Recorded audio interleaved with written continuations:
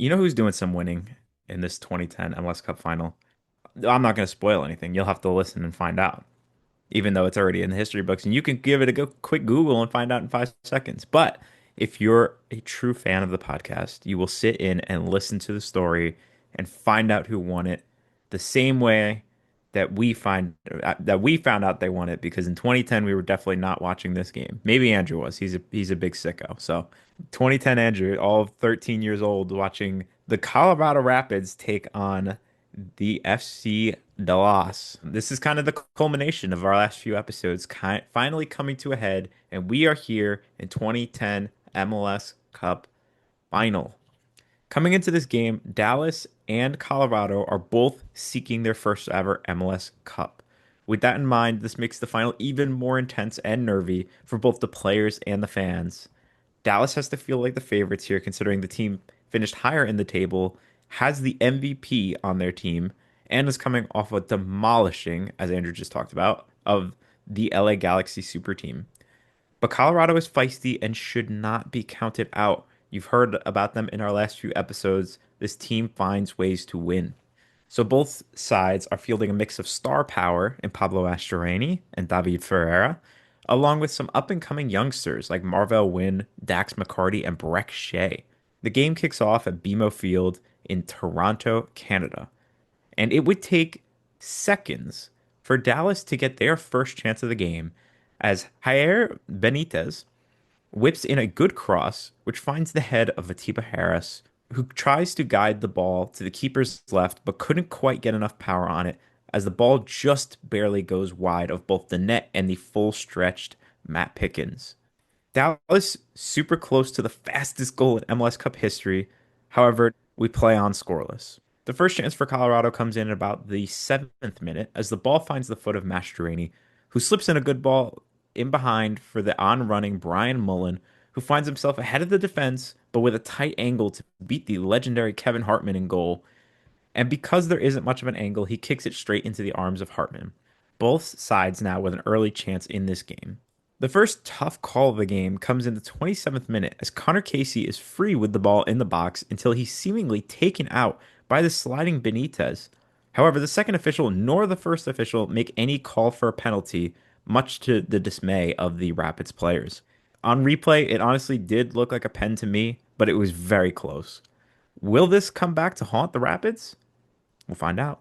The next bit of action is not too far away, as in the 35th minute, Marvin Chavez finds himself with the ball down the right flank and loads of space. He looks up to see two Dallas players running in behind, looking for the early cross as there are only two Colorado players back to defend them. It's going to take a good cross, but Ferreira finds space between the two to beat the back line.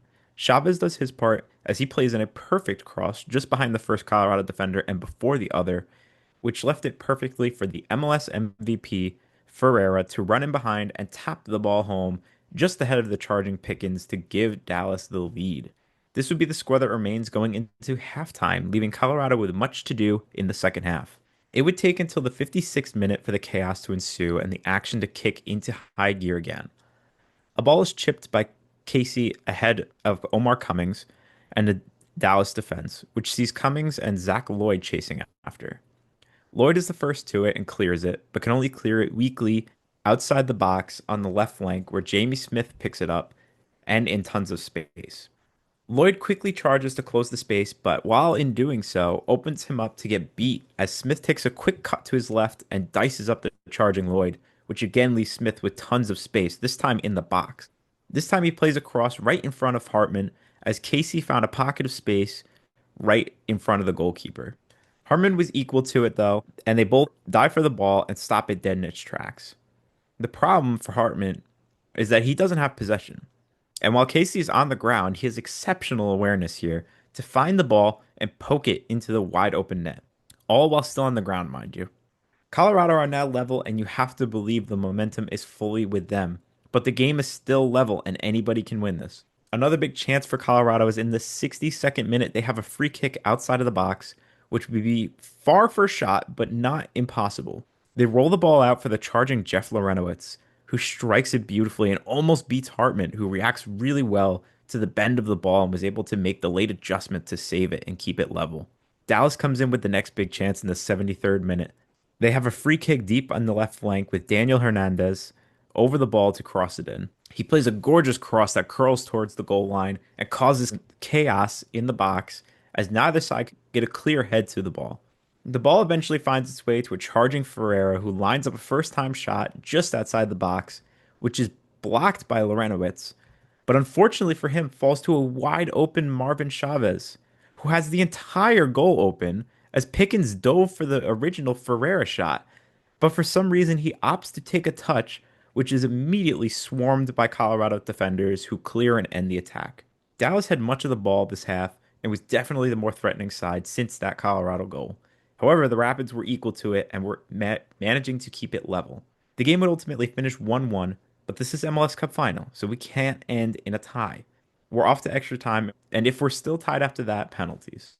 It would take a bit of time in extra time for the action to come alive, but in the 107th minute, Casey would hit a cross to the other end of the box to find Makumba Kanji in some space with only one defender on him. Kanji megs Benitez and leaves him in the dust before toe poking across as another Dallas defender comes flying in to close the space down.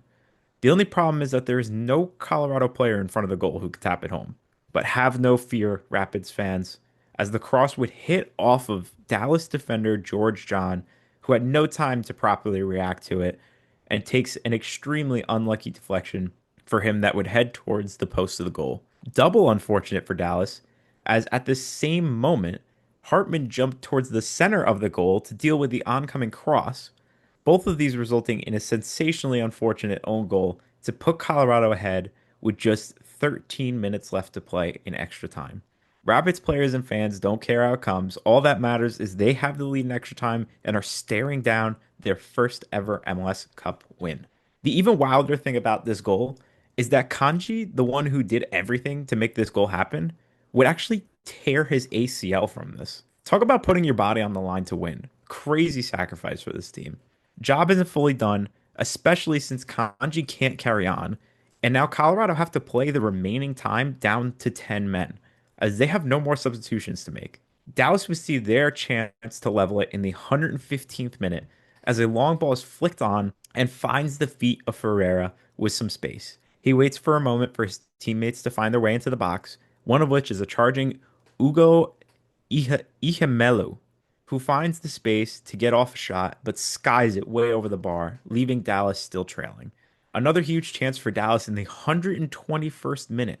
This time, it was a chance for George John to get some redemption after the own goal. A long throw finds its way into the box and is not properly cleared.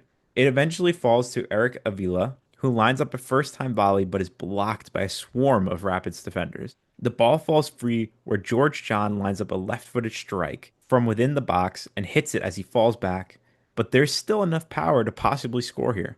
Unlucky for him, Pickens was ready and dives to his right to make the palm save and deflect it to safety. Another massive chance goes by with no Dallas goal. And just when you think surely there's no more time for another chance, you'd be dead wrong.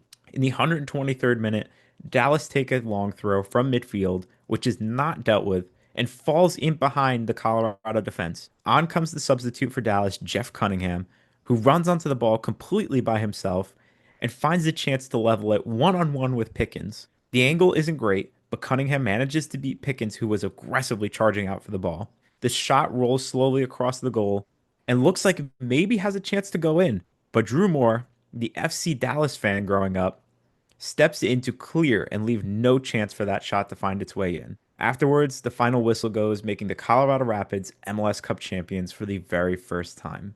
The staff and players storm the pitch and celebrate as they deserve to do, as the seventh seeded Colorado Rapids have closed the book on an improbable Cup championship.